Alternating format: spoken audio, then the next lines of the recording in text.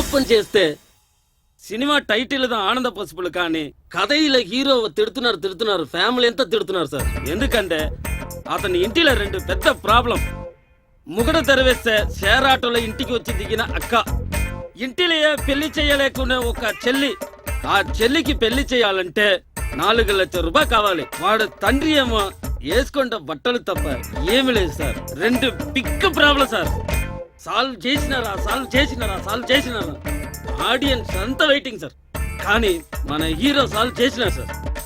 ఒక్క కిడ్నీ అమ్మేసి అక్కవడ ప్రాబ్లం సాల్వ్ చేసినారు.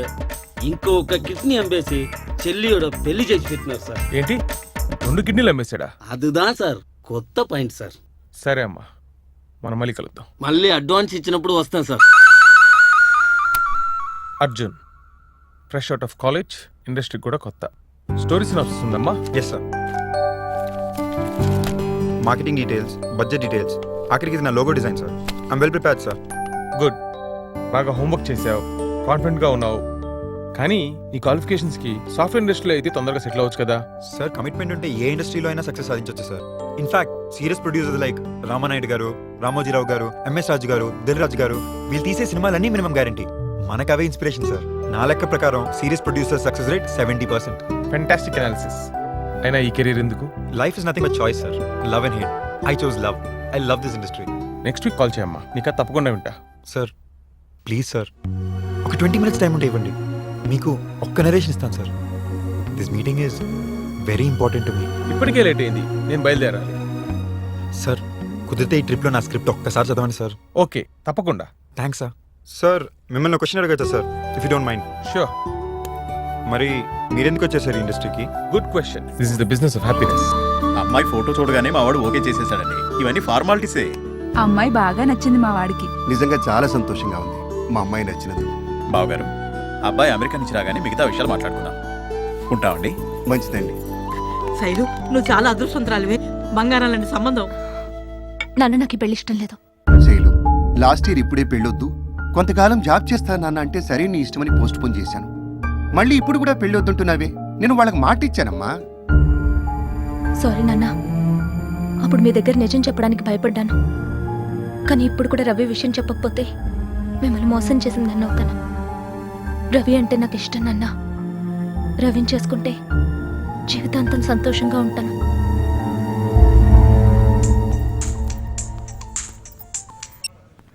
చెప్ శైలు.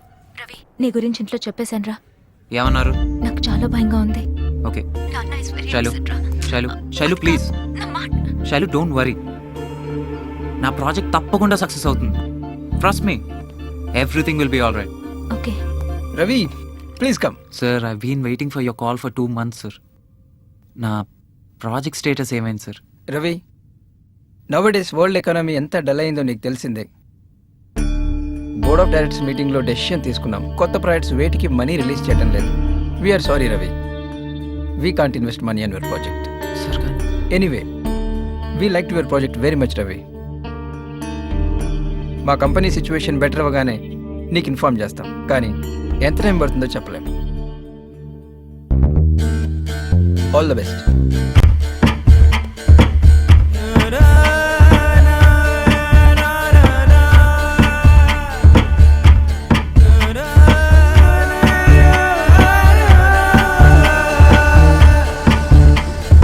వసంతనేది వరించిరాదు, అదేర విజయం తీరే.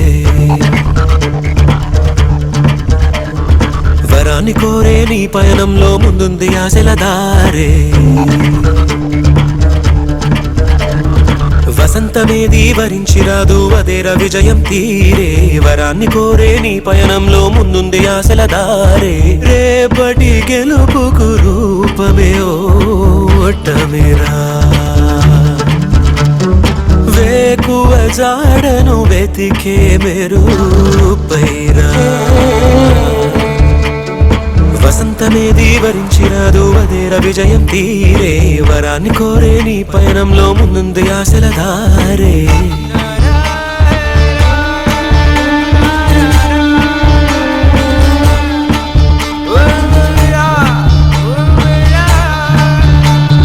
పడినాలే లేచే కెరటాల ప్రతిబింబం బ్రతుకేగా నడిరాత్రినే దాటందే ఉదయం చిగురించదుగా ఆ నింగిని తాకేలా సంధిస్తే నీ బాణం తన పరుగును ఆపేనా ఎదురయ్యే అవరోధం గెలుపే తథ్యం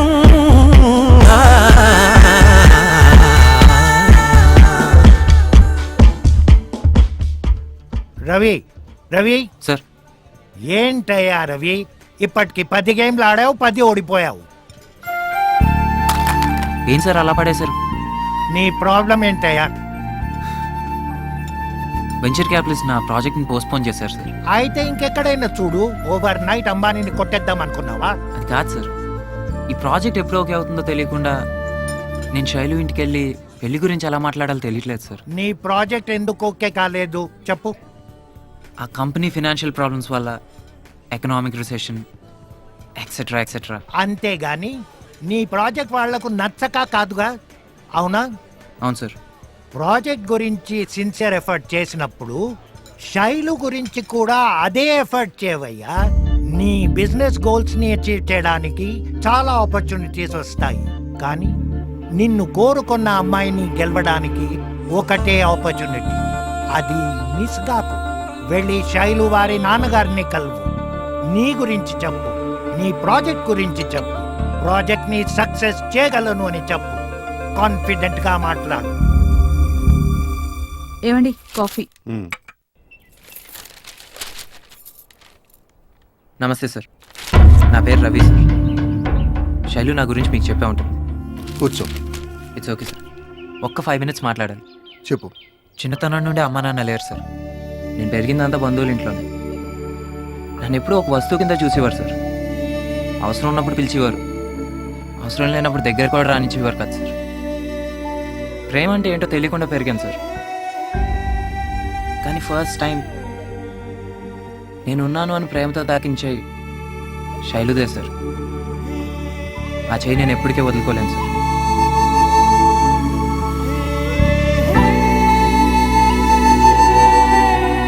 చూడు బాబు, 10 మందిలో నా అల్లుడు ఫలానా ఉద్యోగం చేస్తున్నాడని, అతని తల్లిదండ్రుల బ్యాక్గ్రౌండ్ ఇది అని గర్వంగా చెప్పుకునేలా నా కూతురు పెళ్లి చేయాలని నేను కోరుకుంటున్నాను. సార్, మీ గురించి చనిపోయిన నా పేరెంట్స్ని నేను తీసుకురాలేను సార్. నా గతాన్ని మార్చుకునే అవకాశం కూడా నాకు లేదు సార్. అలాగే ఒక 9 to 5 జాబ్ చేస్తూ కంఫర్టబుల్ లైఫ్ని లీడ్ చేయాలనుకునే టైప్ కూడా కాదు సార్ నేను. ఒక్కొక్కరికి ఒక్కొక్క అంబిషన్. చిన్నప్పటి నుంచి నేను పెరిగిన పరిస్థితులు, వాతావరణం సొంతంగా ఏదన్నా సాధించాలి అని అనుకునేలా చేసినాయి సార్. అందుకే నాకంటూ ఓ ప్రాజెక్ట్ తయారు చేసుకున్నాను. వెంచర్ క్యాపిటలిస్ట్ దగ్గరికి వెళ్ళాను. ఆల్మోస్ట్ ఓకే అయింది సార్. ఎకనామిక్ రిసెషన్ పోస్ట్పోన్ అయిపోయింది సార్. ఎంత టైం పడుతుందో నాకు తెలియదు, కానీ ఖచ్చితంగా సాధిస్తాను సార్. ఆ నమ్మకం నాకుంది. నాకు ఇప్పుడు కావాల్సింది కొంచెం టైం, ఇంకొంచెం టైం సార్. అర్థం చేసుకోండి సార్, సొంతంగా ఏదైనా సాధించాలనేది నా చిన్ననాటి కళ.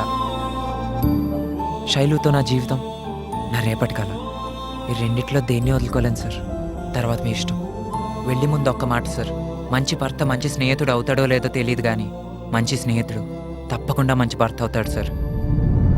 శైలు నేను బాగా చూసుకుంటాను సార్, నన్ను నమ్మండి.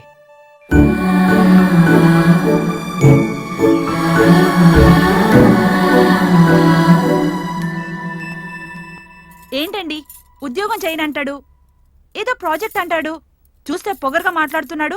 ఎలా ఇస్తామండి మన అమ్మాయిని? ఒరేయ్, అబ్బాయికి ఒక్క అవకాశం ఇస్తే తప్పేంట్రా? ఏంటమ్మా నువ్వు అలా మాట్లాడుతున్నావు? ఒక కంపెనీ స్టార్ట్ చేయటం, అది సక్సెస్ అవటం అంత ఈజీ కాదమ్మా.